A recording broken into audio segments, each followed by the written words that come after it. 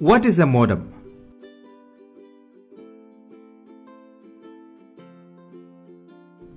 Modem, modulator and demodulator. Modulation is changing the digital data from a computer to analog data to be sent over telephone lines. Demodulation is changing the analog data which is received over the telephone lines to digital data to be used by the computer. A modem is a network hardware device that modulates one or more carrier wave signals to encode digital information for transmission and demodulates signals to decode the transmitted information. The goal is to produce a signal that can be transmitted easily and decoded to reproduce the original digital data. Modems can be used with any means of transmitting analog signals from light-emitting diodes to radio.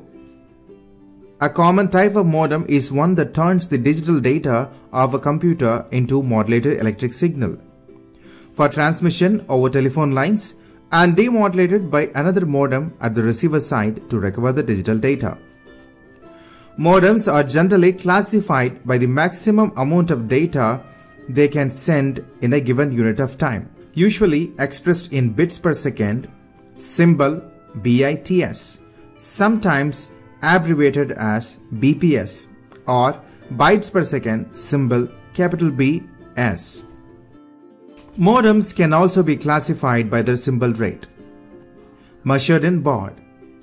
The baud unit denotes symbol per second or the number of times per second the modem sends a new signal. For example, the International Telecommunication Union ITU v.21 standard used audio frequency shift keying with two possible frequencies, corresponding to two distinct symbols to carry 300 bits per second using 300 baud. By contrast, the original ITU v.22 standard, which could transmit and receive four distinct symbols, transmitted 1200 bits by sending 600 symbols per second using phase shift keying. Many modems are used to connect to the internet through telephone service or cable television service. Slow telephone service is called dial-up. Faster telephone service is called DSL, digital subscriber line, and is usually more than 10 times faster. Thank you.